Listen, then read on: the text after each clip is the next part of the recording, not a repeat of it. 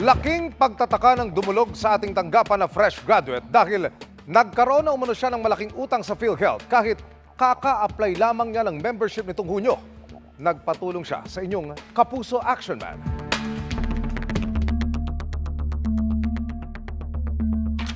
Hulyo ngayong taon nagtapos sa kolehiyo si Andrea. Bilang paghahanda sa kanyang job hunting, kumuha siya ng PhilHealth membership nitong Hunyo. Pero laking gulat ni Andrea na may libo-libo na raw siyang utang sa PhilHealth. May utang po ako ng 22K. Since 2019 up to now po, hindi daw po naghuhulog. Lumabas pa sa record ng PhilHealth na taong 2014 pa umano naging miyembro si Andrea. And that year po, 12 years old pa lang po ako. Alam ko po ma'am, wala pa po akong existing account. Kaya po nag-voluntary po ako this year lang. Habang hindi pa nagkakatrabaho, nais linawin ni Andrea sa PhilHealth ang issue. Kaya tumulog ang inyong Kapuso Action Man sa PhilHealth.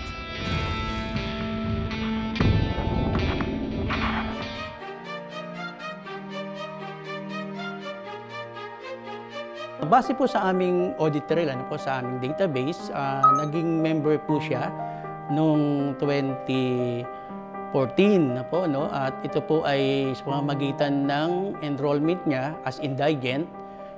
Base po na rin sa listahan na binigay ng DSWD dahil po merong programa ang DSWD na regarding sa mga enrollment ng minor as indigent. Ang DSWD at ang PhilHealth ay magkaakibat po yan sa pag-i-enroll ng mga member. Kinumpirma ito ni Andrea sa kanyang lola na siyang guardian niya noong 2014. Kaya tanong niya paano nagkautang ang isang indigent PhilHealth member.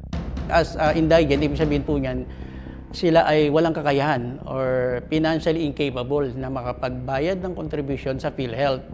So, kapag po yan ay nag-shift ng membership category, ang naging self-earning na po, doon po papasok yung pagbabayad ng contribution.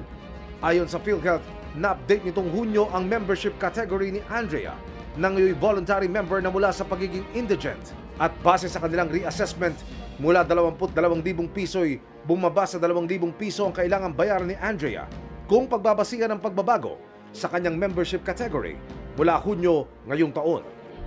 Maraming salamat po para nalaman ko po yung naging problem ko po sa PhilHealth account ko po.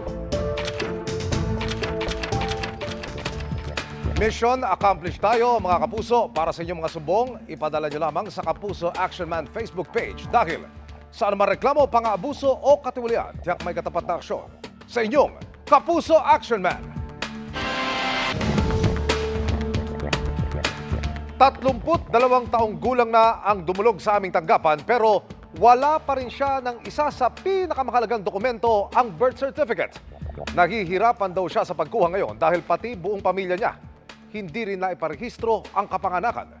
Hinanapan ng solusyong yan ng inyong Kapuso Action Man. Problemado ang 32 anyos na si Yan. Sa loob kasi ng mahigit 3 dekada, hindi siya nagkaroon ng mahalagang dokumento ng pagkakakilanlan, ang kanyang birth certificate. Hindi po kami napairehistro ng aking mga magulang. Hindi ko po alam ang dahilan kung bakit.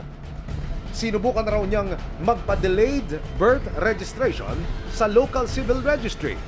Pero Yung kakulangan po ng supporting documents, kagaya po ng birth certificate po ng mga magulang ko po, kasi wala po talaga silang record. At hindi na rin po ako nagtataka kung kami walang record kasi sila po mismo is wala din po. tanong niyan, makakuha pa kaya siya ng birth certificate gayong wala ring birth certificate ang kanyang buong pamilya? Hindi ko rin naman po alam kung saan po yun kukunin. Dumulog ang inyong Kapuso Action Man sa Philippine Statistics Authority.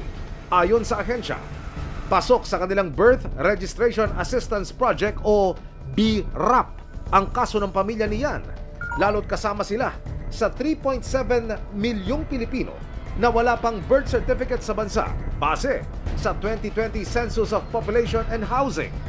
Daraan sa masusing investigasyon ng proseso bago tuluyang i-waive ang ibang requirements na nakasaad sa Memorandum Circular 2024-17 at 17-A. We recognize nga na may mga kababayan tayo, mahirap talagang mag-produce ng kanilang supporting documents, then yung ating pong PSA sa Bicol, kung saan man yun, sa aming regional office or sa aming probinsya, pwede po kami mag-facilitate ng out of town na process ng delayed registration. Lubos na nagpapasalamat si Yan ngayong gumugulong na ang delayed birth registration ng kanyang pamilya. Tututukan namin ang kasong ito. Para sa inyong mga sumbong, ipadala nyo lamang sa Kapuso Action Man Facebook page dahil sa naman reklamo, pang-abuso o katiwalian, tiyak may katapat na aksyon sa inyong Kapuso Action Man.